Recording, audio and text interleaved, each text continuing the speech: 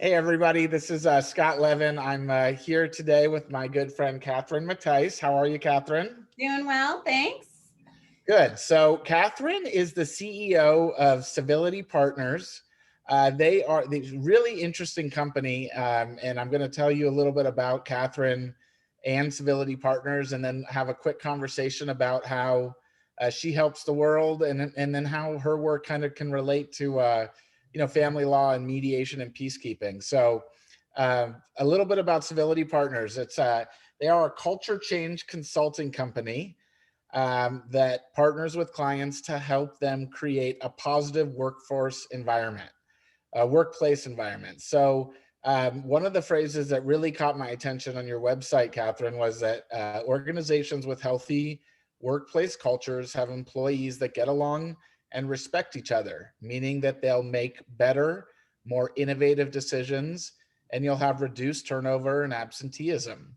hmm Um, and I really thought that kind of, when you have respect for your spouse, even during a divorce process, that's an important element of being able to successfully mediate, which is what I do. And I just thought that there was seemed to be like a lot of parallels between kind of what you do and help in the workplace environment, and what I kind of do in the mediation realm. Yeah, I'll comment on that. There is a lot of research in the world of positive psychology around what's called broaden and build, which is a theory that when you're feeling positive, your brain literally opens up and you're able to take in more information, you're able to process it better, you literally are able to make better decisions because you're being more innovative and you're processing information. And so it just, and then you build this level of skills because of everything you just went through with your good decisions and your innovation, and then you just kind of continue to go up this path.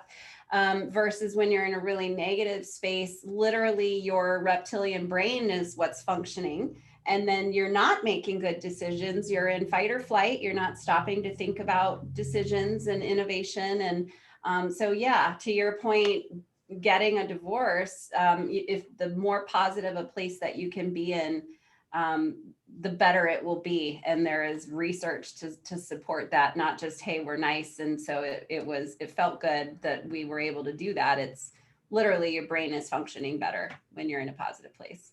That's really interesting. So, in looking over your social media over the last few days in preparation for today's talk, and I just generally follow you because you're a very interesting follow, and you do a LinkedIn live show, which we'll talk about in a minute, which is great too, for everyone. Everyone in business can take away something from that LinkedIn weekly show, I think it is. But you refer to the word resilience a lot in your social media. In your work context, what does resilience mean? Resilience is about the ability to see a challenge as something to overcome versus something that's going to take you out.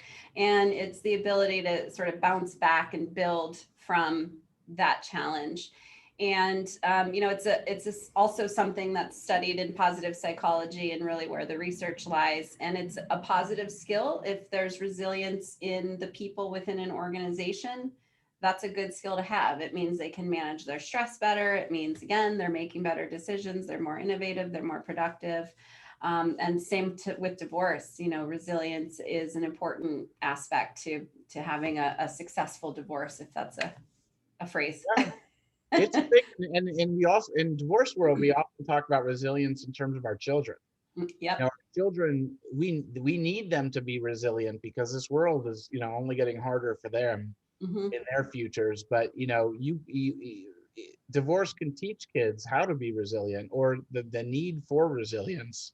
Yeah. uh, but the manner that their parents go through the process and choose to play it out is how their resilience could be tested negatively, potentially, Yeah.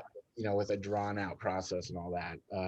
So how do you get into the world? How do you apply? You've mentioned psychology a few times. I mean, is that part of your background? How do you get into your sort of service? Yeah, positive psychology is something of interest to me. I'm not a psychologist, but a couple things. One is I got into the work that I do because of working with someone who was a bully. I started getting my master's degree at the time and really studied. I was sort of fascinated by this person, so I started studying their behavior, and then decided to create a business around solving bullying and toxic environments. And over time, really became interested in the opposite of that behavior, which is civility and inclusivity.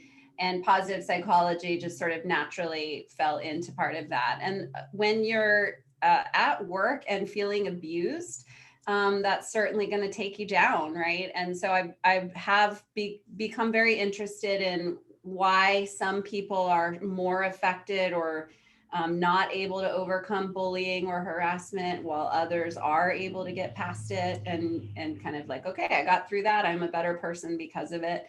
And so a lot of positive psychology informs what I do. Does bullying exist in the workplace mainly from like superior to inferior, like, you know, boss to employee? Yeah, Or most of the often time. take place, so it's not like normally on the same levels? It can be. So about 80% of the time, it's a boss bullying a subordinate. In my situation, we were both directors, so we were peers. And sometimes it can actually go the other direction. It can be an employee bullying a boss. But most of the time, it is, you know, a power play, and it's a boss bullying a subordinate. Yeah, I mean, I was bullied once at my first job out of law school, and man, it can really change you. I mean, it can make it very difficult, and it has nothing to do with motivation, at least in my case. Like, it wasn't about making me better. It was Mm-hmm. literally just about picking on me. Yeah. People engage in bullying for two reasons. One is that they really live in hyper anxiety and fear around incompetence.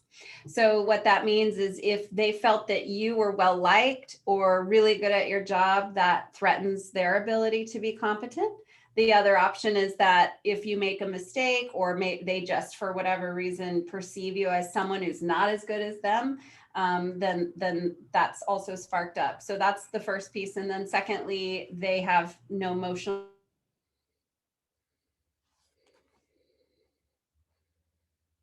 and social intelligence, right? So they lack,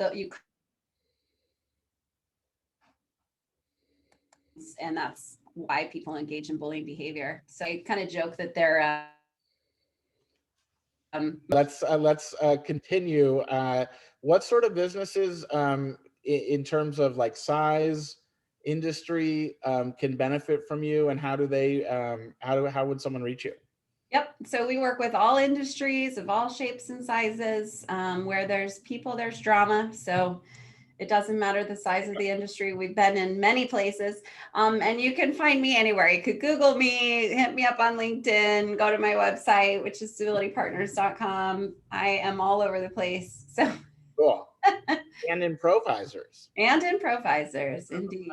Yeah. Well, thank you so much for joining me for a few minutes. I mean, workplace bullying is you work in a very interesting space, and I'm sure you do a lot of good for a lot of people, so, and businesses. Well, thank you. I'm back at you. All right. We'll see you guys soon. Scott Levin, Chief Peacekeeper. Continue to look out for some more videos coming soon. Thank you. Oh, well, that's a bummer that it